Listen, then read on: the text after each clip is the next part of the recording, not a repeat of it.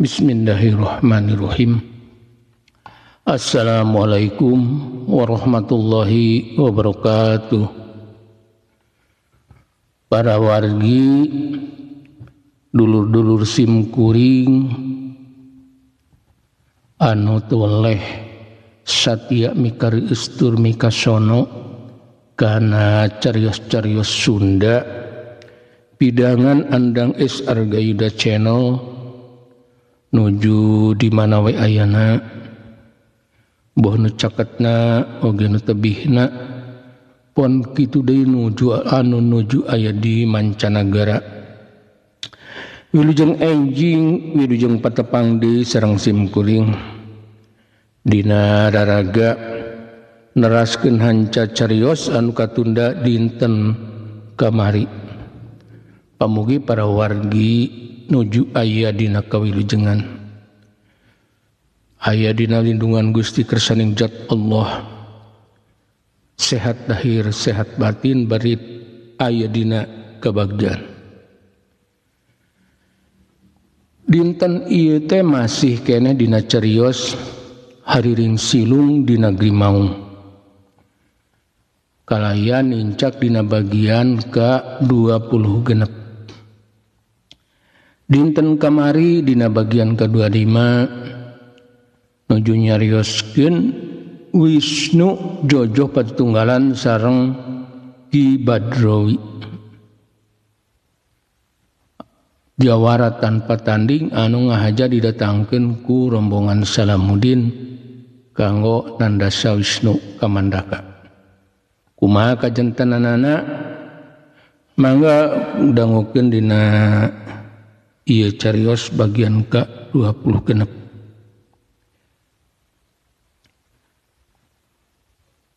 Mangga para wargi urang kawitanan wilujeng ngadangukeun pun awiktu astu namasidam mugia salira salawasna aya dina kamuliaan.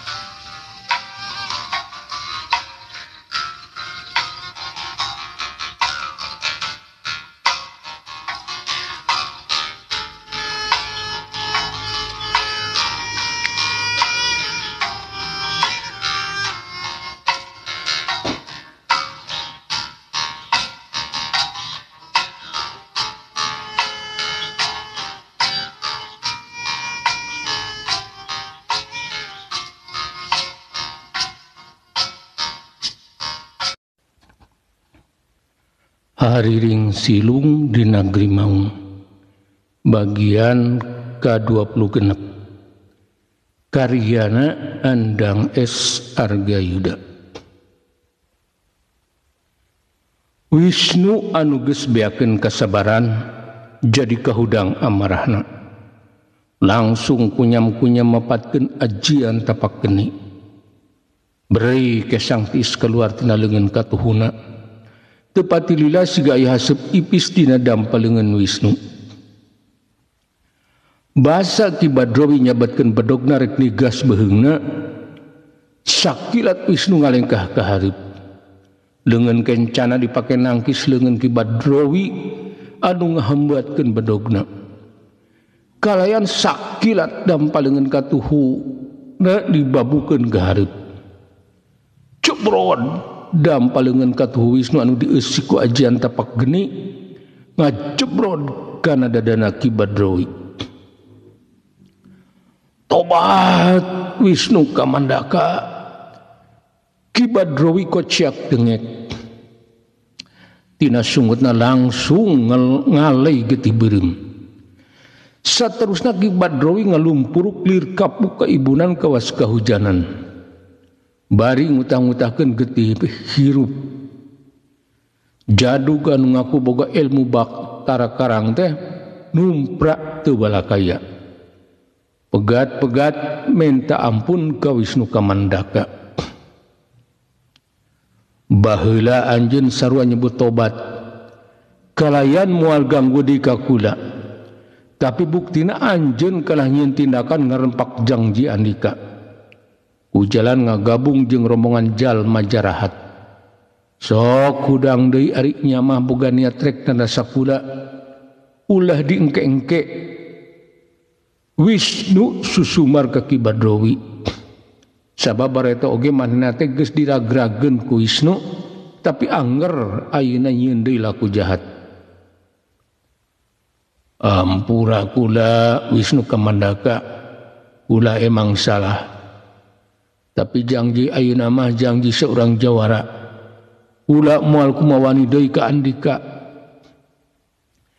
Ki Badrawi pegat-pegat minta dihampura ka Wisnu Kamandaka. Manehna janji moal deuk kumawani deui ka Wisnu. Heug kukula anjeun dilepaskeun. Urusan janji mah urusan Andika. Kula mah teu jadi masalah. Tapi kula moal ngobatan anjeun. Pek wae cageurkeun ku sorangan. Ngan lamun hiji mangsa kumawani deui ka kula anjeun moal deuk dihampura. Wisnu Kamandaka ngalepaskeun Ki Badrawi, tapi ari bareto mah langsung dipulihkeun deui ku Wisnu. Tapi ayeuna mah Ki Badrawi diantep ku Wisnu sina ngubaran sorangan. Bongan geus cidra tina jangjina, make kumawani deui ngakalakeun dirina. Nya teu nanaon Wisnu Kamandaka. Asal kula dilepaskeun oge geus kacida nuhuna. Ki Badrawi sesat acong-acongan nyembah ka Wisnu Kamandaka.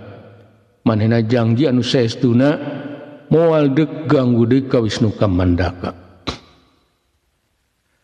Sanggeus cacarita jeung Ki Badrawi, Wisnu nyampeurkeun Datuk Salamuddin sabalad-balad. Kalayan ita dilepaskeun borogodna sabab maranehna geus teu warakaya. Moal bisa eundeui ngalawan. Ongkohan nu dipake tanggehanana oge geus numprak Ki Badrawi ngalawan tatu di jero bakal lila ka cager deuna. Ituna oge dina cagerna oge ilmu batara karangna bakal sirna. Tinggal pilih ku aranjeun. Mending terus-terusan ngakalkeun urang Sunda bari aranjeun cilaka atawa milih hirup aman bari aya dina kawaluyaan. Naon untung napikeun Andika tina ieu kejadian. Di mana-mana oge ari hutang mah kudu dibayar. Lain kalah jadi boga tekad rek maehan anu ngahutangkeunana. Wisnu Kamandaka panjang cumarita. Manehna kacida keheuleuneuna ka rombongan Salamuddin ku laku jahatna. Tapi Wisnu teu bogaan hate jahat siga maranehna. Kula minta ampun Wisnu Kamandaka moal deuk kumawani deui ka rombongan urang Sunda anu aya di dieu. Kula rumasa geus nyieun salah.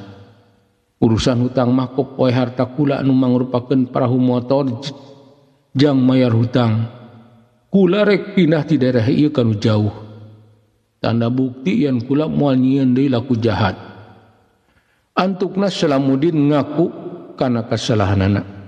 Kalayan jangjina moal deuk kumawani deui ka rombongan urang Sunda anu aya di Lubuk Pendam. Nyatana moal ganggu deui ka rombongan Asmara. Nya syukur atuh ari geus ngaku kitu mah. Sabab lamun deui-deui anjeun milampah kejahatan ku kula rek diringkus. Anu saterusna rek dibawa ka kota rek dikapolisikeun. Wisnu ngancam ke Salamuddin, lamun milampah di kejahatan bakal diperkarakeun. Sabab ari ditanda sakeleuwih mah Wisnu teh lain jalma jahat. Kula janji dataya untungna pikeun kula oge duit beak awak ruksak. Jadi kula rek milih hirup anu ceuk anjeun tadi. rek milih aman bari aya dina kawaluyaan. Salamuddin deui negaskeun jangjina yen manehna bener-bener rek ngeureunnan tina tina laku jahatna. Sabab karasaeun ku manehna oge eta laku teh ukur nyangsarakeun manehna.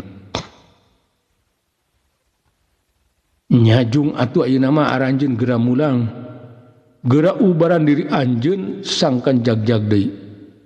Kula sapara kancang hampura ka aranjeun. Wisnu antukna nitah mulang ka sararean nu tadi ngajorag manehna. Hate Wisnu Balungbang Timur cang bulan 14. Teu geuneuk teu mareukmeuk, taya gantar kakaitan deui, ikhlas ngahampura. Poe isukna Salamuddin ngabuktikeun jangjina, manehna langsung pindah ka lembur anu jauh ti dinya. Sakabe barang-barangna diangkut taya anu disesakeun. Ukur ditinggalkeun parahu motor jang mayar hutang ka asmara. Ki Badrowi cenah mah mulang ka lemburna ka ujung kolon. Rek nambaan dirina tina tatu jero akibat keuna ku ilmu tapak geni anu dibabukeun ku Wisnu Kamandaka kana dadana. Wisnu ngarasa sugema sabab tugasna geus rengse. Jalma-jalma nu boga niat rek karoga halas sakabeh urang Sunda anu aya di Lubuk Pendam geus pada ampun eleh wawotan. Urang Sunda rombongan Kang Asmara geus aman, moal aya deui anu mawani rek nyilakakeun maranehna.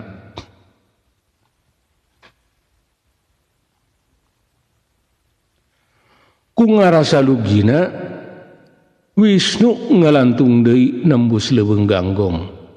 Ceuk pikirna ngalantung anu panungtung. Rek ngucap pililian ka leuweung ganggong anu jadi pangulinan manehna. Tapi dasar watak anu boga ilmu kajawaraan teu boleh pagiling gisik jeung pigeluteun. Harita basa Wisnu keur lumantung bangun nyalse keur tetenggakan nyawang alam pileuweungan anu endah. Ujug-ujug aya anu ngabentak. Hei Wisnu Kamandaka, tepung deui jeung kula ku kabeneran. Kula jeung dulur kula keur neneangan Andika. Da tukar diba cumarita ka Wisnu Kamandaka. Panonna seukeut netep ka Wisnu siga anu keur ngabarkeun sima. Da tukar diba oge da tukar dabi. Kula geus teu boga urusan jeung aranjeun. Aya maksud naon pangnaneangan diri kula? Wisnu banget heraneun. Manehna teu boga rasa mumusuhan jeung ieu rombongan maung campa. Tapi kunaon maranehna make neneangan dirina. Kula anu aya urusan jeung Andika Wisnu Kamandaka, jalma anu anyar pinanggih cumarita ka Wisnu Kamandaka. Laju ngalengkah ka hareup ngadeuketan Wisnu.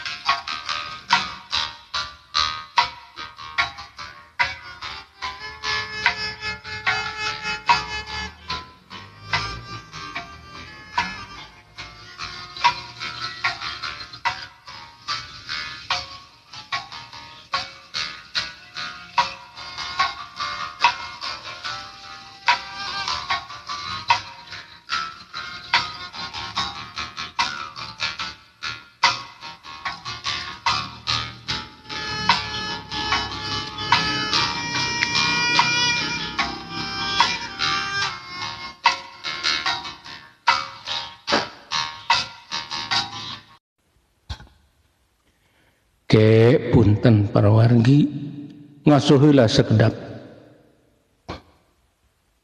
Sakantenan sim kuring sejanggiring ngemutan ke para wargi anu kalarsan nuju ngadangukeun ieu dongeng. Bilih YouTube nanti acan di subscribe, punten di subscribe heula nya atuh pamitiasanya sareng lonceng notifikasina sareng like-na atanapi dihaturanan ngalebetan komentar tiasane supas di mana sim kuring medar deui lalakon enggal dina kalajenganana tiasa langsung nembongan dina YouTube para wargi. Hatur nuhun kana perhatosanana. Mangga urang lajengkeun.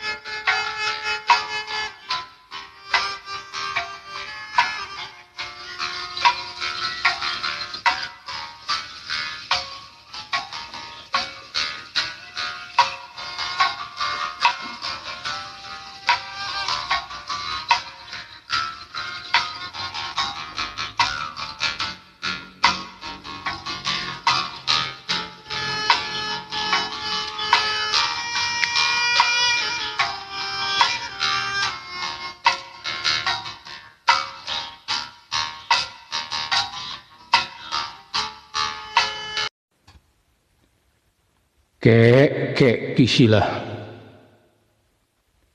kula jeung Andika karek tepung ayeuna saha Andika jeung aya urusan naon Wisnu Kamadaka kageteun ku ucap-ucapan eta jalma anu babarengan jeung Datu Kardiba oge Datu Kardabi kula Datu Krajo Angeh kula guruna si Kardiba jeung si Kardabi kula hayang ngajajal pangabisa Andika anu majar linuwih hese tanding ieu Datu Krajo Angeh teh mangrupakeun guruna Datu Kardiba jeung Datu Kardabi masih sabangsa jeung muridna nyaeta ti golongan Maung Campa. Ampura Datu Krajo Angeh lamun kula geus wani ngalawan Datu Kardabi jeung Datu Kardiba kula ukur ngabela diri jadi teu aya urusan deui jeung maranehna komo jeung Andika sabab kula teu boga niat neangan musuh Wisnu Kamandaka geus apaleun yen an bisa ngeurepan ku manehna teh sabangsa Maung Campa sakumanu didongengkeun Bang Karim kula oge sarua teu boga urusan jeung Andika tapi sok sanajan Andika nyebutkeun ngabela diri tapi Andika tetep aya di salah sabab geus kumaha ngasruk ka leuweung larangan lain wayah Datu Krajo Angeh cumarita ka Wisnu Kamandaka najan ucap-ucapanana tetep leuleuy tapi ngandung ancaman pikeun Wisnu Kamandaka pikeun kula ieu patempatan masih kaasup tanah ratu jadi kula oge boga hak pikeun nyaba ka ieu tempat anjeun ngarasa teu suka eta mah urusan anjeun bisa wae ngahalangan geraprak halangan kula Wisnu pertentang cumarita bangun tayaka keung nyeri perih geus kalakon naon deui anu rek dipikirkasieun gitu kertegatena Wisnu Kamandaka mangsa harita nyata anjeun teh lalaki langit dalanang jagat tapi sakali deui najan kula lain ti golongan anu jahat tapi kula keukeuh bakal ngajajal anjeun Datu Krajo Angeh ngadek sacelekna nila saplasna teu loba carita anu disindang siloka bae Datu Krajo Angeh kula moal mundur sasiku moal ngejat najan satunjang beas nya teuing mah boga kabisa hayu urang jojoh patunggalan jeung kula Wisnu Kamandaka geus teu sabareun hayangeun apal kana ketakna Datu Krajo Angeh sabab katempona lain tangtungan jawara biasa ilaharna Kurang ajar budak mora, serang kuduaan kadinya barudak, tong diberi ampun. Datu kerajo angeh marentahkeun muridna sangkana Rajang Wisnu Kamandaka babarengan. Daju manehna sanggeus marentahkeun mah ngadon diuk dina bandir kayu aro. Panona gular-gilar nitenan gerak lengka anu dilakukeun ku Wisnu. Ciat Datu Kardiba jeung Datu Kardabi sanggeus diparentah ku guruna langsung kumolebat ka Rajang Wisnu Kamandaka. Najan manehna geus pernah asor ku Wisnu, tapi tarung nu ayeuna mah ku dasar parentah guruna. Dua jirim adi lanceuk kumolebat na Rajang Wisnu Kamandaka. Anu saurang leungeunna karung rek ngorowoti koro Wisnu Kamandaka. Anu saurang deui tujuanana rek ngajejeg hulangan Wisnu. Dua panarajang datangna bebarengan. Tapi Wisnu dina gerakan anu kacida cepetna ngoreleng ka beulah kenca dina jurus malipir pasir. Suku kencana dilengkahkeun ka gigir, disusul ku suku katuhuna anu ditarik keluar. Saterusna suku katuh Wisnu Kamandaka mata da jurus malaikat penakluk iblis. Suku katuhuna ngolebat ka luhur. Teu salah deui suku katuh Wisnu Kamandaka ngajebrod kana palangkakan Datu Kardabi. Aduh, Datu Kardabi ngoceak, laju awakna ngedebut di bandemah. Saterusna bepoyong kodan ngajauhan pakalangan, kanjutna kabenangan ku tajongan Wisnu Kamandaka. Kurang ajar Wisnu Kamandaka, modar siah. Ciat Datu Kardiba kacida ambekeunana nempo adina numprak ku Wisnu Kamandaka. Awakna langsung kumolebat na Rajang Wisnu Kamandaka.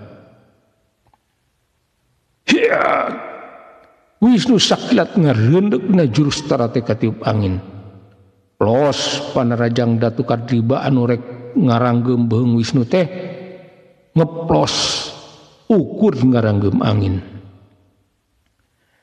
Ciat Datu Kardiba jumorelat deui dina gerakan maung lugai. Leungeun katuhuna kumolebat rek nyabok Wisnu Kamandaka. Kukuna karerung siga kuku maung, seungeut tengah gereng sada sora maung, ciri selaku maung campa. Wisnu rikat cingkrak dina gerakan dewa monyet. Plos leungeun Datu Kardiba ugur nyabok angin.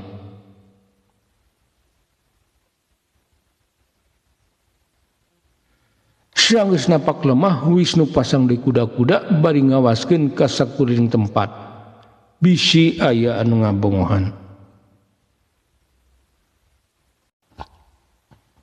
Modar siah Wisnu Kamandaka.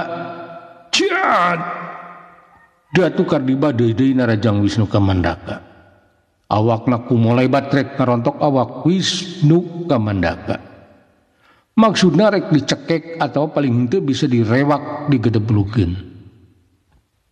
Kelanan Datu Kardiba kula mah yang hirup keneh. Wisnu Kamandaka ngalelewa ka Datu Kardiba. Bari awakna langsung jingkrak ka tukang. Saterusna dina gerakan teu disangka-sangka Wisnu Kamandaka najongkeun suku katuhuna dina jurus malaikat penakluk iblis. Desalah deui suku Wisnu ngajebrod kana gadona Datu Kardiba. Yung Datu Kardiba ngoceak. Laju awakna sesampoyongan ka tukang. Teu pati lila Datu Kardiba ngagedebluk ni bandemah. Urang ajar Wisnu Kamandaka. Ciat Datu Kardabi anu geus waringkas deui kacida ambekeunana. Awakna langsung kumolebat na Rajang Wisnu Kamandaka. Suku katuhuna nyeleber rek ngajejeg dada Wisnu Kamandaka. Wisnu narik suku katuhuna ka tukang. Dua lampaleungeunna dikahareupeun dipake nangkis suku Datu Kardabi. Sanggeus dua dampaleungeunna diadu jeung dampal suku musuhna, sakilat digilakeun pakenahan dampal suku Datu Kardabi. Sanggeus kitu suku musuhna diangkat nepi ka Datu Kardabi jengke ke bawah suku katuhuna. Keur kayaan kitu sakilat Wisnu Kamandaka najongkeun suku katuhuna kana kanjut Datu Kardabi. Tobat Datu Kardabi ngoceak kanjutna kebenangan anu kadua kalina. Awakna langsung ngagedebut di bandemah, laju gegerung bari ngangsrod ngajauhan. Geus teu boga deui kaera, Datu Kardabi gogoakan bakat ku nyeri anu pohara. Ciat kurang ajar siah. Datu Kardiba lain deui nafsuna, barang nempo adina numpra deui ku Wisnu Kamandaka. Awakna dibarengan ku sora anu ngagereng langsung ku molebat. Tujuanna rek ngarontok ti koro Wisnu Kamandaka. Wisnu Kamandaka anu geus kungsi ngelehkeun ieu dua manusia sadudulur geus teu aneheun ku gerakan-gerakanana. Siga harita anu keur kumalayang tadi papag ku jurus panggalmui. Kalayang teu bisa disingkahan ku musuhna. Suku katuhu Wisnu Kamandaka ngajebrod kana bungkul irungna Datu Kardiba. Tobat Datu Kardiba ngoceak, dina irungna langsung ngalai getih hirup. Saterusna Datu Kardiba nyuuh kana lemah. Karasana nyeri nyalieur anu pohara, antukna nyuuh balik kokosodan. Ciat Datu Rajo Angeh langsung narajang Wisnu Kamandaka. Manehna kacida amek keudana pedah murid-muridna pada numprak teu warakaya. Kalayan ukur dina waktu anungan sagebragan. Ait Wisnu langsung jingkrak ka tukang. Manehna ngarasa kaget ku ayana panarajang ti Datu Rajo Angeh anu ngaradak. Untung Wisnu salila ieu obahna refleks sok tara kudu mikir heula. Modar siah budak ngora. Ciat Datu Rajo Angeh nyusul tepus panarajangna. Awakna langsung kumolebat dina gerakan anu kacida cepetna. Harita Datu Rajo Angeh rek ngababuk ku huceul Wisnu Kamandaka ku leungeun katuhuna.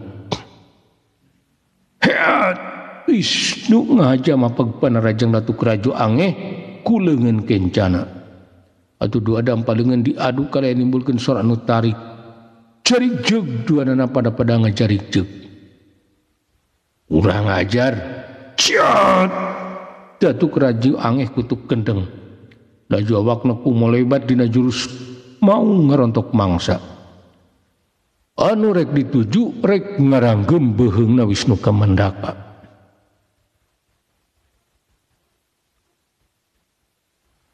Wisnu Kamandaka meunang panajang sarupa kitu set narik suku kencana keluar. Awakna digibegeun sangkan ngipisan. Laju leungeun katuhuna ngaheumat rek ngababuk punduk Datu Rajo Angeh. Tapi Datu Rajo Angeh anu panarajangna ngageblos karasaeun anu ngahiuk kana pundukna. Atuh teu tetapa sini deui geuwat ngagorentelkeun awakna ka gigir. Los panarajang Wisnu ukur ngababuk angin.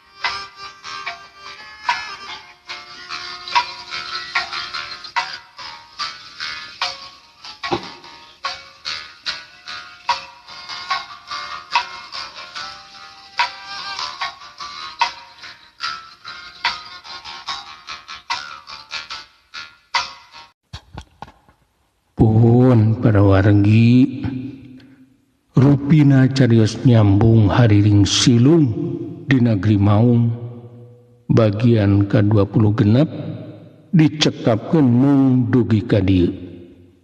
Enjing atanapi pageto manawi urang di parang umur anu panjang tiasa patepang deui dina kalajengan ieu carios.